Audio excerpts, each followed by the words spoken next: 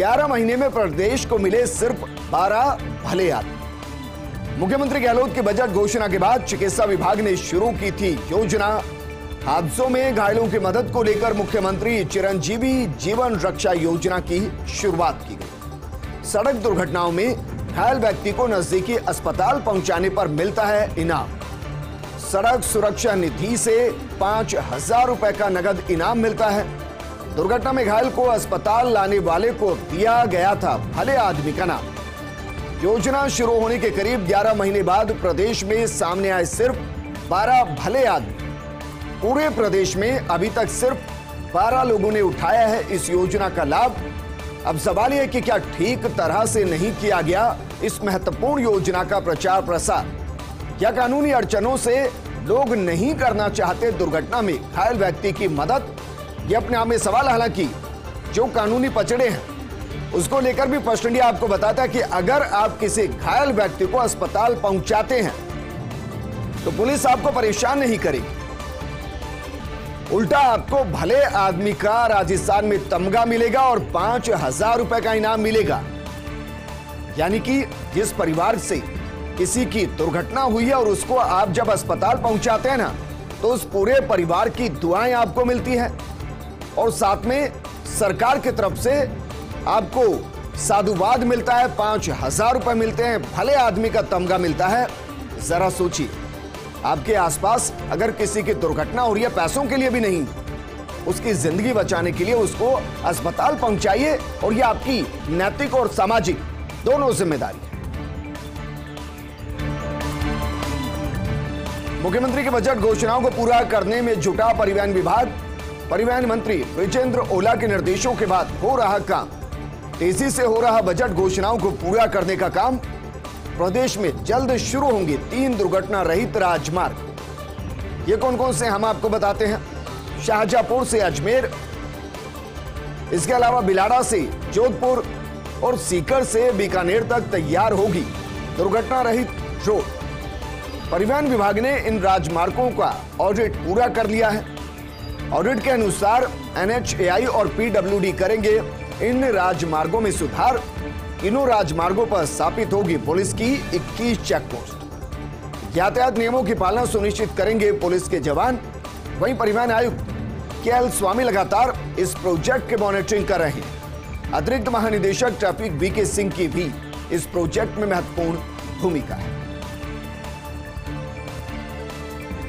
गायों में lumpy skin disease को लेकर बड़ी अपडेट। बीते 24 घंटे में इस बीमारी से 1511 गोवंश की मौत हो गई। बीते 24 घंटे में जरा अंदाजा लगाइए ये बीमारी किस तरीके से हमारे गोवंश को लील रही है, और ये एक दिन में सर्वाधिक पशुओं की मौत का आंकड़ा है। वर्तमान स्थिति की बात करें तो अब तक प्रदेश भर में 1,20,782 पशु बीमारी से संक्रमित हो चुके हैं। इनमें से 5,807 पशुओं की बीमारी से मौत हो चुकी है और इनमें से 1,500 पशु ऐसे हैं जिनकी बीते 24 घंटे में मौत हुई है। अभी तक प्रदेश के लगभग मान लीजिए 50% 17 जिलों के अंदर पशुओं में यह महामारी घर कर चुकी है, उनकी जिंदगी को लीलने के लिए तैयार हो चुकी है। जयपुर भी से अछूता नहीं। अब तक 94,222 पशुओं का उपचार हुआ है और इनमें से लगभग 50% 42,232 पशु ठीक हुए। और अब बात करते हैं अंतर्राष्ट्रीय बाजार में कच्चे तेल के दामों में एक बार फिर से गिरावट दर्ज की गई है। इस सप्ताह में पहली बार $92 के नीचे पहुंचे दाम। बीते 24 घंटे में $8 प्रति बैरल की गिरावट आई है। आज कच्चे तेल के दाम $91.27 प्रति बैरल के स्तर पर है। कच्चे तेल के दामों में गिरावट से भारतीय तेल कंपनियों को राहत मिली है। 1.5 महीने पहले अंतर्राष्ट्रीय बाजार में कच्चे तेल के दाम $114 प्रति बैरल पहुंच चुके थे। लगातार बढ़ते दामों से भारतीय बाजार में हलचल मची हुई थी। हालांकि अभी भी सामान्य दर से लगभग $12 ज्यादा है कच्चे तेल की कीमत। जयपुर जिले में अब दोनों नए चिकित्सा मुखिया चिकित्सा विभाग की CMHO तबादला सूची का पोस्टमार्टम करते हैं। जयपुर सीएमएचओ प्रथम नरोत्तम शर्मा का 7 साल बाद तबादला हुआ है, लेकिन डॉक्टर नरोत्तम शर्मा को उप निदेशक की जिम्मेदारी दे दी गई। प्लान जैसे उप निदेशक प्लान जैसे ठंडी पोस्टिंग, जबकि कोविड में डॉक्टर शर्मा ने प्रदेश भर में सबसे सराहनीय काम किया, यानी उन्हें कोविड के बेहतरीन काम के बदले सम्मानजनक इनाम नहीं मिला। और इसकी टीज ब्यूरोक्रेसी में होती है, क्योंकि वो जब बेहतरीन काम करते हैं ना तो बेहतरीन पोस्टिंग चाहते हैं इनाम के तौर पर, लेकिन जब ऐसा नहीं होता तो आप भी जानते हैं ये ह्यूमन नेचर है, मोरल डाउन होता है। अब सीएमएचओ प्रथम के पद की जिम्मेदारी संभालेंगी विजय सिंह पोद्दार। पोद्दार की पोस्टिंग में काम आई जयपुर में एक काबीना मंत्री की सिफारिश। उधर सीएमएचओ द्वितीय के पद के रूप में डॉक्टर बाबूलाल मीणा को मिला नया टास्क। फिलहाल चिकित्सा मंत्री के ओएसडी के रूप में काम कर रहे थे डॉक्टर मीणा। विभाग में शांति प्रिय और लो प्रोफाइल चिकित्सकों में शामिल होते हैं डॉक्टर मीणा।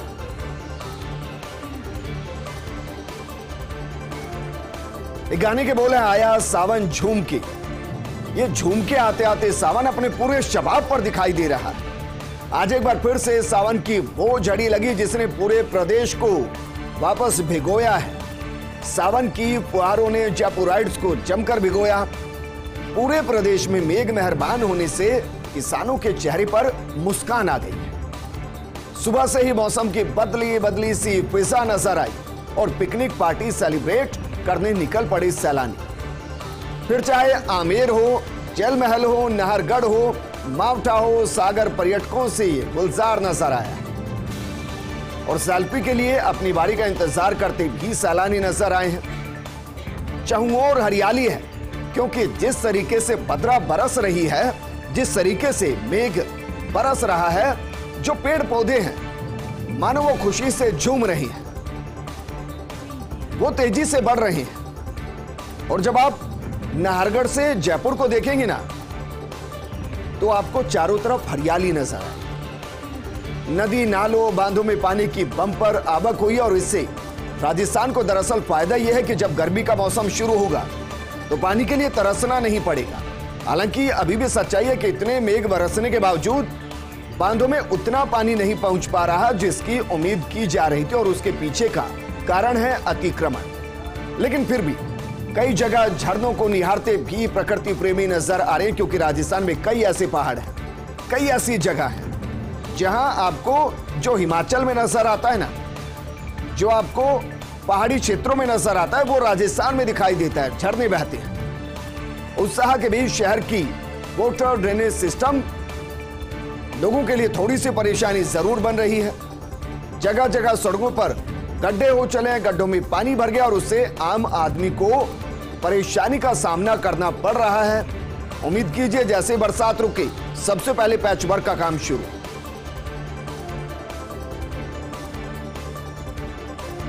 हल्के विराम के बाद प्रदेश में फिर से मानसून एक्टिव हो गया, या कहिए कि मानसून ने बस अंगड़ाई ली और उसके बाद फिर से वो एक्टिव हो गया। 2 से 3 दिन की हल्की राहत के बाद एक बार फिर से झमाझम बारिश शुरू हुई। प्रदेश के कई जिलों में भारी बारिश ने लोगों की चिंता को बढ़ा दिया, क्योंकि कहीं ड्रेनेज सिस्टम सही नहीं तो कहीं पानी के भराव की वजह से लोगों की जिंदगी थोड़ी परेशानी में आई। लेकिन उसके लिए मेघ नहीं, सिस्टम जिम्मेदार है। जयपुर पाली समेत 10 जिलों में 40 से 96 mm तक बरसात हुई है। कल हुई तेज बारिश से पाली झालावाड़ में बांधों का जल स्तर बढ़ गया है। बात अगर काली सिंध डैम की करें तो 60 mm बारिश के बाद बांध का जलस्तर बढ़ा है और बांध का एक गेट खोलकर 2473 क्यूसेक से ज्यादा पानी छोड़ दिया गया। बात अगर बीसलपुर बांध की जाए तो बीसलपुर बांध से भी 353.15 क्यूसेक पानी की आवक हुई है। बीते 24 घंटे में जगह जगह वाटर ड्रेनेज सिस्टम की पोल खुलती नजर आई। वहीं पहाड़ियों की वादियों में बहते झरनों ने पर्यटकों की चहल पहल को बढ़ा दिया है। और अब बात करते हैं कि ऐसे घोटाले की जिसने राजस्थान में एक बड़ा सवाल खड़ा कर दिया। दरअसल हमारे सहयोगी संवाददाता जियाउद्दीन खान की एक्सक्लूसिव रिपोर्ट है। इसके एक एक शब्द को आप पढ़िएगा, आपको समझ में आएगा। गांव बस्ती में जो काम होने हैं पंचायत के स्तर पर जो काम होने उसमें किस तरीके का करप्शन किया गया। पंचायती राज विभाग में 1-2 करोड़ नहीं, 100 करोड़ भी नहीं, 500 करोड़ भी नहीं, 700 करोड़ के घोटाले की बात सामने आई। और ये घोटाले किस काम के लिए, आप जरा सोचिए। गांव बस्ती में कोरोना के टाइम में जिस मनरेगा को रीढ़ की हड्डी माना गया, यह घोटाला उस मनरेगा के तहत हुआ है। यह घोटाला वोटर शेड के काम में हुआ है। और फर्स्ट इंडिया यूं ही आपको यह नहीं कह रहा है। फर्स्ट इंडिया के पास भ्रष्टाचार के पुख्ता सबूत हैं, जो हमारे सहयोगी जियाउद्दीन ने दिखाए भी। नरेगा और वोटर शेड के कामों में करोड़ों का घोटाला, 700 करोड़ का घोटाला, और मानकर चलिए यह राजस्थान में सबसे बड़ा घोटाला है। अब जरा याद कीजिए, जब 100 करोड़ का खान घूस घोटाला हुआ था तो लगा था राजस्थान का सबसे बड़ा करप्शन। लेकिन यह करप्शन उससे 7 गुना ज्यादा है, 700 करोड़ का करप्शन। और किन जिलों में, आप जरा तस्वीर को समझने की कोशिश कीजिए। नरेगा के तहत सबसे ज्यादा काम जहां सबसे ज्यादा जरूरत पड़ी वो जिला था सीमावर्ती जिला, जहां ना सिर्फ वोटर शेड की जरूरत थी बल्कि नरेगा के जरिए लोगों को काम की जरूरत थी, यानी कि बाड़मेर। और दूसरा जिला नागौर। सिर्फ 2 जिलों के अंदर करोड़ों की बंदरबाट की गई है। और यह बंदरबाट इतनी बड़ी है कि 700 करोड़ का घोटाला कर दिया गया। इसका मतलब क्या? इसका मतलब यह कि नरेगा के तहत काम भी कागजों में हुआ और वोटर शेड का काम जमीन की जगह सिर्फ कागजों में हुआ। अब तक की जांच में लगभग 700 करोड़ रुपए भ्रष्टाचार की बात सामने आई है। और प्रदेश के सिर्फ 2 जिलों में ही इतना बड़ा घोटाला हो गया। जरा सोचिए, अगर पूरे बचे हुए 31 जिलों की भी ऑडिट हुई या वहां की परतों को भी खोला गया तो एक कितना बड़ा स्कैम सामने आएगा। ग्राम पंचायतों में विकास कार्यों के पैसों की जमकर बंदरबाट हुई है। और यह बंदरबाट कुछ ऐसी हुई कि जिसको मिलना चाहिए था बस उसको नहीं मिला, बाकी सबको मिला है। मनरेगा के तहत व्यक्तिगत लाभ और वोटर शेड के कार्यों में जमकर फर्जीवाड़ा हुआ है। राजस्थान में एक शब्द इस्तेमाल होता है, टांका। दरअसल जिन इलाकों में पानी नहीं होता वहां टांके बनाए जाते हैं। बरसात के मौसम में उस टांके के अंदर पानी जमा होता है और पूरे साल भर वो परिवार उस टांके से पानी पीता है, अपने जीवन को यापन करता है। उस टांके के निर्माण में करप्शन हो गया। कैटल शेड, यानी कि पशुओं के लिए शेड का निर्माण करना, क्योंकि जीवन यापन के लिए ग्रामीण परिवेश में 2 ही चीजें जरूरी, एक खेती और दूसरा पशुधन। उसमें भी करप्शन हो गया। तीसरा काम भू समतलीकरण, यानी कि जो टीले होंगे या बाकी जगह होंगी जहां भूमि को समतल किया जाए ताकि वहां बसावट की जा सके, वहां खेती की जा सके, वहां और काम किए जा सकते, उसके नाम पर यह करप्शन हो। मेड़बंदी, गांव के अंदर खेतों के अंदर जो मेड़बंदी होती है जिसकी वजह से पशुओं से खेती को बचाया जाए, उसके नाम पर करप्शन। खाई फेंसिंग, उसके कामों में फर्जीवाड़ा हो गया, यानी कि जो खाई होगी या जो ऐसी जगह जहां खतरा हो सकता है जिंदगी खत्म होने का, उसके चारों तरफ तार की बाउंड्री बना दी जाए ताकि जिंदगियों को बचाया जा सके। सोचिए, कागजों में हो गया सब, जिंदगियां वहां तरस रही हैं। दोनों जिलों में जल संग्रहण विकास विभाग टांका निर्माण में घोटाले के आरोप, राज्य वित्त आयोग, केंद्रीय वित्त आयोग की राशि का जमकर दुरुपयोग करने का आरोप है। और बीते 3 सालों से दोनों जिलों में भ्रष्टाचार होने की खबर, मतलब सरकार बदलने के बाद इन दोनों जिलों के अंदर जितना पैसा पब्लिक के लिए गया है, जितना पैसा नरेगा के तहत काम के लिए गया, जितना पैसा टांका निर्माण के लिए गया, जितना पैसा समतलीकरण के गया, जितना पैसा कैटल शेड के लिए गया, उसमें से बड़ा हिस्सा करप्शन में चला गया। इसकी जांच होनी चाहिए। फर्स्ट इंडिया की एक्सक्लूसिव रिपोर्ट, हमारे सहयोगी जियाउद्दीन ने विद डॉक्यूमेंट यह बताया कि किस तरीके से 700 करोड़ के घोटाले के आरोप, करप्शन के आरोप लग रहे हैं, और सिर्फ 2 जिलों में, नागौर और बाड़मेर। रोड सेफ्टी इंस्टीट्यूट से कम होंगे प्रदेश में एक्सीडेंट। इसी महीने से प्रदेश में रोड सेफ्टी इंस्टीट्यूट शुरू करने की तैयारी। जीपा में परिवहन विभाग शुरू करने जा रहा रोड सेफ्टी इंस्टीट्यूट। परिवहन आयुक्त केएल स्वामी ने जीपा के अधिकारियों से कर ली बातचीत। पहले चरण में सड़क सुरक्षा समिति में सदस्य सचिव, अधीक्षण अभियंताओं को मिलेगा प्रशिक्षण। पीडब्ल्यूडी के अधीक्षण अभियंताओं को पहले चरण में दिया जाएगा प्रशिक्षण।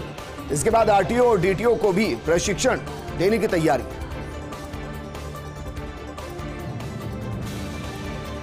मुख्यमंत्री अशोक गहलोत का दिल्ली जाने का कार्यक्रम। कल सुबह जयपुर से दिल्ली जा सकते हैं मुख्यमंत्री अशोक गहलोत।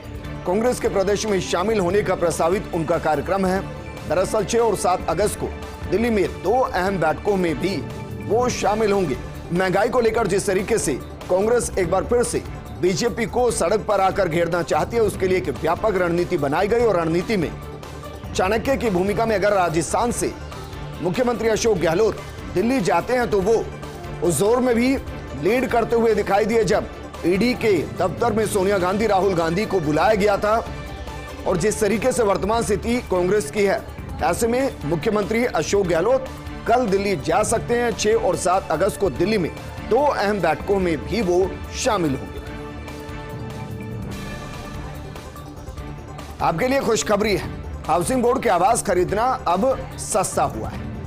हाउसिंग बोर्ड के बहुमंजिला फ्लैट्स की रजिस्ट्री कराना सस्ता हो गया है।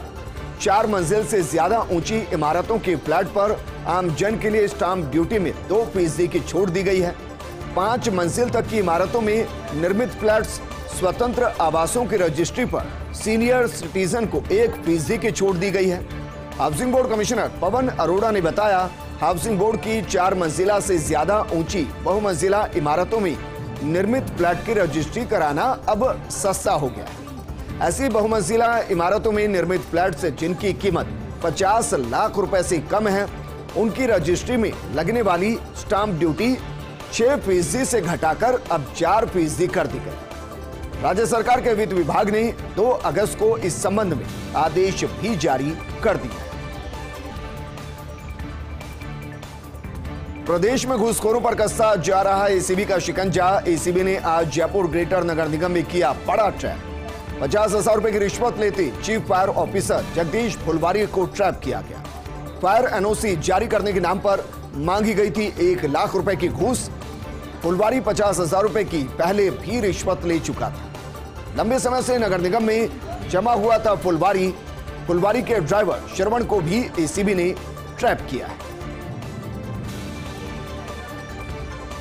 लर्निंग लॉस को पूरा करेगा ब्रिज कोर्स। राजस्थान में हुई सबसे पहले इस कोर्स की शुरुआत। विद्यार्थियों के लिए रेमेडिएशन कार्यक्रम राजस्थान की शिक्षा में बढ़ते कदम शुरू किया गया। ब्रिज कोर्स में विद्यार्थियों को दक्षता आधारित आसान शिक्षण विधि से अध्ययन करना होगा।